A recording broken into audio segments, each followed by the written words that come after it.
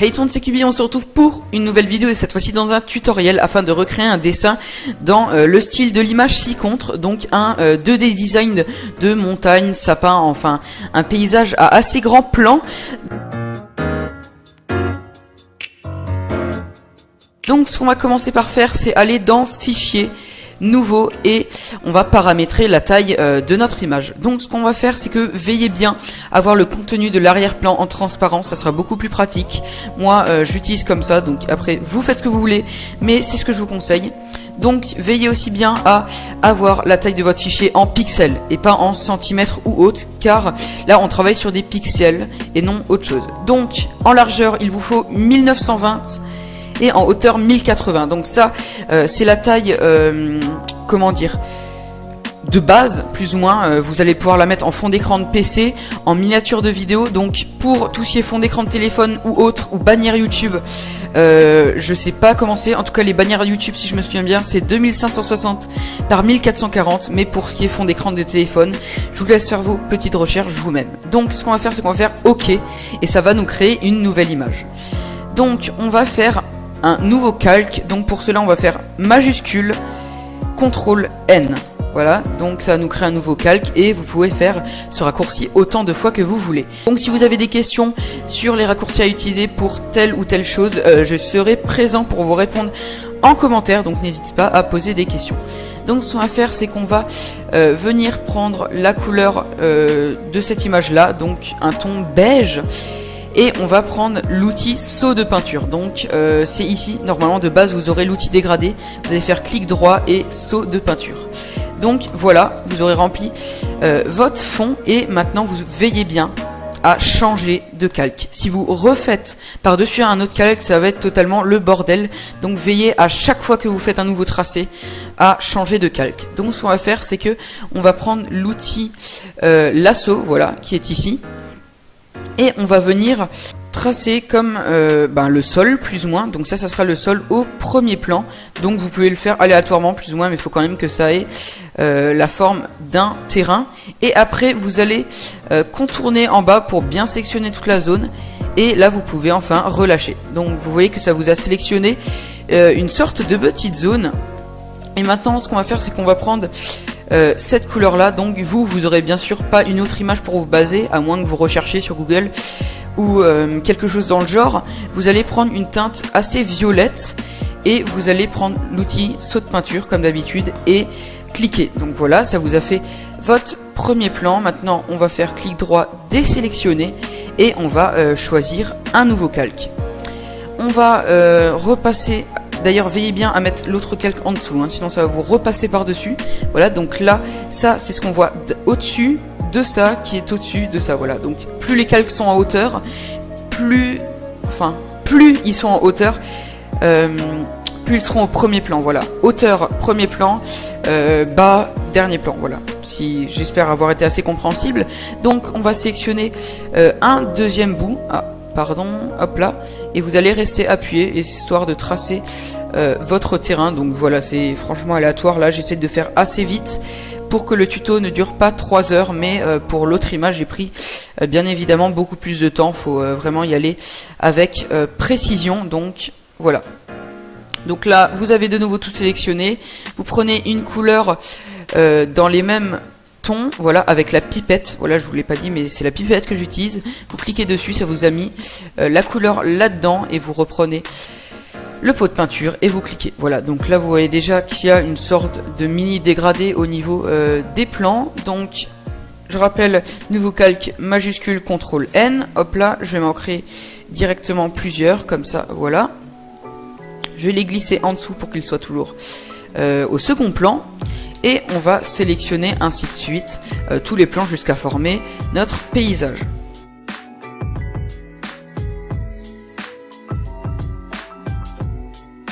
Voilà, donc là par exemple on a la base principale, enfin la forme principale plus ou moins de notre paysage. Donc vous allez me dire, pour l'instant ça ressemble à rien, et c'est exactement ce qu'il faut que vous disiez, car si vous trouvez ça joli pour l'instant, c'est un peu bizarre. Donc voilà, pour l'instant vous avez une certaine gamme de couleurs, et ce qu'on va faire maintenant c'est ajouter toute la 3D plus ou moins aux montagnes. Donc ce qu'on va faire, c'est qu'on va venir sélectionner le calque des montagnes, donc pour moi le calque 6, et on va venir sélectionner un pan de montagne, plus ou moins, il faut que vous arriviez à vous l'imaginer. Donc là, vous allez le sélectionner, plus ou moins comme ça. Hop là, et veillez bien à refermer votre lasso, sinon ça marchera pas. Et maintenant, vous allez prendre une variante de la couleur que vous avez là, donc une couleur un peu plus claire, et la poser comme ça. Donc vous voyez, là on dirait que ce pan de montagne gauche est plus éclairé que celui de droite, donc c'est ça qui va vous donner un peu la 3D dans votre image. Donc ce qu'on va faire, c'est qu'on va répéter ça sur les 3 pans de montagne, donc veillez bien à ne pas faire à chaque fois la même chose, hein, c'est assez important parce que sinon votre paysage va devenir répétitif et ne sera pas agréable à l'œil. Donc ce qu'on va faire, c'est qu'on peut aussi rajouter des petits reliefs comme ça sur le bord de la montagne. Donc ça je l'ai pas fait sur l'exemple que je vous ai montré, mais je l'ai déjà fait sur d'autres dessins, donc ça c'est à vous de voir si vous voulez le faire. Donc par exemple voilà, on dirait que là il y a une petite comment dire, expansion au niveau de la pente de la montagne, qu'elle est un peu plus raide, donc voilà, ça peut toujours rajouter un peu de relief. Donc je vais en refaire quelques-uns afin qu'il n'y ait pas une surface non plus trop plane au niveau du côté droit de la montagne. Ça c'est quand vous avez des grandes surfaces que c'est bien de donner pas mal de détails, voilà. Et donc au passage, parfait exemple, ce calque-ci là que vous voyez clignoter, je le trouve un peu plat, et donc ce que vous allez faire, c'est cliquez bien sur ce calque, hein, que vous le sélectionnez, pas que vous traciez sur un autre, et que vous allez repasser de nouveau. Donc par exemple ici je vais repartir à la base de ce terrain là, et je vais monter un peu parce que je trouve que c'était un peu trop plat. Donc voilà, et ici on peut toujours voilà, sélectionner de nouveau quelque chose d'autre, et hop là, on va prendre avec la pipette la couleur de ce plan là, et on va incruster. Vous voyez que j'ai pu de nouveau redéformer le terrain après l'avoir tracé, donc ce n'est pas grave si vous vous trompez, à la limite vous pouvez même supprimer le calque et redessiner de nouveau à cette place, c'est pas du tout un problème, ne paniquez pas, hein. Moi je sais que j'ai supprimé des dessins entiers parce que je savais pas qu'on pouvait revenir en arrière, donc c'est totalement con, mais bon, il faut le savoir. Donc ce qu'on va faire maintenant, c'est qu'on va passer à la partie sapin, donc c'est ça vraiment qui donne du détail dans votre dessin plus ou moins. Et ce que j'ai fait personnellement, c'est que j'ai utilisé j'ai été chercher des sapins sur Google, voilà, tout simplement, où vous tapez sapin.png, arbre.png, et moi je me suis fait tout un fichier avec des arbres. Donc voilà, j'ai 4 variantes, donc on va sélectionner les 4 et les ouvrir dans Photoshop. Donc on va par exemple commencer par sélectionner celui-là, on va le glisser dans notre image, non c'est pas la bonne, dans celle-là, et vous voyez que pour l'instant il est vert. Donc ce qu'on va faire, c'est qu'on va déjà recadrer par rapport à la taille qu'on veut, donc je pense que ça c'est une plutôt bonne taille, et on va faire donc appliquer la réduction de taille, et on va faire calque, style de calque, option de fusion et incrustation en couleur. Donc l'incrustation en couleur, ça a changé toute la couleur du dessin. Donc là ça l'a mis en rouge, et ce qu'on va faire, c'est qu'on va venir sur notre image avec la pipette et sélectionner la couleur du plan dont sera incrusté le sapin. Je ne sais pas si vous me comprenez très bien, mais vous allez voir. Donc on clique dessus et voilà, le sapin est incrusté dans l'image plus ou moins. Donc ce qu'on peut faire, c'est CTRL J, ça va nous copier le sapin, et on va pouvoir le replacer à différents endroits. Donc pensez bien à faire plusieurs variantes de sapin, c'est pas bien de toujours mettre les mêmes. Donc par exemple ici on en a 3 collés, ici on a celui qu'on vient d'utiliser, et celui-là personnellement, non pas celui-là parce qu'il n'est pas détouré, celui-là par exemple il est assez intéressant, je trouve sa forme plutôt jolie, et ce qu'on va faire, c'est qu'on va le glisser là-dedans. Donc par exemple là il est trop petit, donc on va le recadrer. Vous allez faire majuscule et venir prendre l'angle droit, donc majuscule c'est shift, hein, pour ceux qui connaissent, et voilà, on va le recadrer. Et de nouveau calque, style de calque, option de fusion, incrustation en couleur, et on sélectionne, pardon je me suis trompé, style de calque, voilà, et on va venir sélectionner avec la pipette la couleur de notre sapin. Donc de nouveau CTRL J, et on va placer de cette façon pas mal de sapins. Il faut qu'ils soient assez gros au premier plan et moins gros après vers la suite. Donc là ce qu'on va faire, c'est que comme vous voyez à droite dans votre liste de calques, ça vous prend beaucoup de place. Donc on va venir sélectionner celui d'en haut, rester appuyé sur majuscule ou shift, et cliquez sur celui du bas. Donc là vous voyez que ça vous a sélectionné en bleu tous les calques. On va faire clic droit et convertir en objet dynamique. Donc voilà, tous les calques ont été réduits en un seul. Et si vous enlevez le petit œil, donc en gros si on le voit, et ben ça va vous enlever tous les sapins d'un coup. Donc comme ça vous la réunit et votre liste de calques sera beaucoup moins brouillon.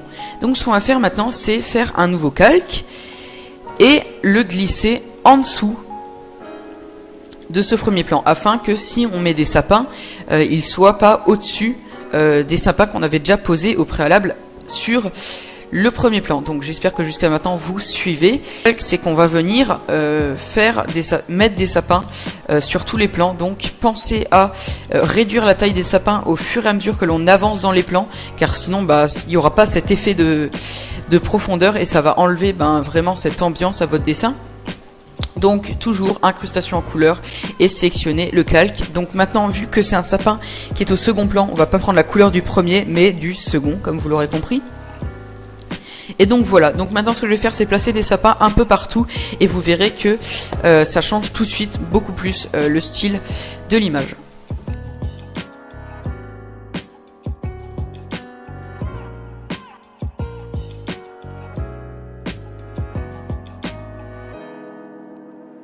Voilà, donc comme vous pouvez le voir maintenant que j'ai mis tous les sapins, ça rend tout de suite autrement.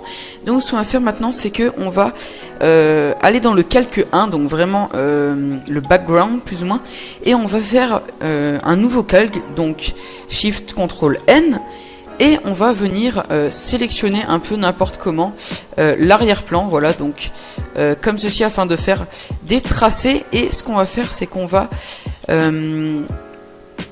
prendre la couleur de l'arrière-plan et l'éclaircir légèrement afin de faire un petit effet de transparence au niveau des nuages. Donc voilà, on va faire désélectionner et vous voyez que ça fait des petits nuages comme ça. Donc vous pouvez l'agrandir tout simplement afin qu'on voit un peu plus vos nuages. Donc il faut bien qu'ils soient derrière les montagnes, hein, parce que si vous avez des nuages devant vos montagnes, ça va faire un peu bizarre, hein, on va pas se le cacher.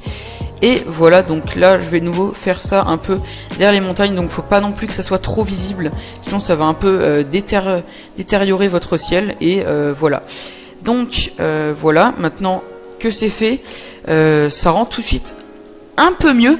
Mais ce qu'on peut faire encore pour rajouter la petite touche finale à votre image, c'est qu'on va prendre un animal. Donc personnellement je crois que je l'ai laissé dans mon bureau, donc voilà, donc une sorte de petit cerf, et on va venir l'incruster par exemple au fond sur une colline, ou justement dans les premiers plans. Je pense que celui-là je vais l'incruster ici justement, il est d'ailleurs déjà à la bonne taille. Donc on va faire calque, style de calque, option de fusion, incrustation en couleur, et comme pour les sapins, le mettre à la couleur du plan auquel il se trouve. Et donc voilà, je trouve que ça va donner une petite touche vivante à votre image, car il y a un animal. Donc ce que vous pouvez aussi faire, c'est rajouter une lune. Donc là on va vraiment dans les détails. Donc après, comme vous l'aurez sûrement compris, c'est à vous d'innover, donc ne refaites pas exactement la même image. C'est à vous de rajouter des animaux qui vous plaisent, ou que vous avez juste envie de rajouter car vous pensez que ça rendrait bien. Donc on va aller dans le petit carré en bas, et à place d'utiliser l'outil rectangle arrondi ou rectangle, on va prendre l'outil ellipse et on va sectionner, rester appuyé et faire une sorte de cercle.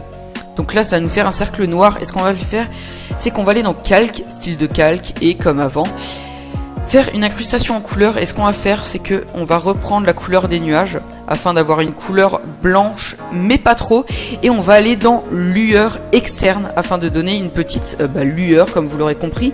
On va agrandir un peu la taille, et ce qu'on va faire, c'est qu'on va choisir la couleur de la lueur et la mettre à la couleur de notre lune. Donc on va prendre du blanc. Et voilà, donc je pense que ça rend plutôt pas mal, ça fait une petite lune. Donc je vais juste venir là redécaler un peu. Je pense que ça serait bien mieux si on la mettait comme ceci. Attendez, hop là, voilà, donc là je pense que ça fait bien. Après on va essayer de la cacher un peu, mais pas trop.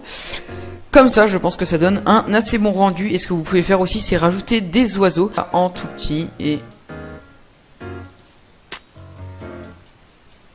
Voilà, là par exemple vous avez des petits oiseaux qui volent, donc CTRL J, et on peut les mettre par-dessus notre lune. Je pense que ça peut faire plutôt sympa. Et donc voilà, vous avez fini votre dessin. Donc comme je vous l'ai dit, c'est à vous de rajouter ce qui vous plaît. Personnellement, moi j'aime pas trop les oiseaux, donc je vais les enlever, mais au moins vous aurez eu un exemple sympatoche de comment les faire. Donc voilà, tout simplement.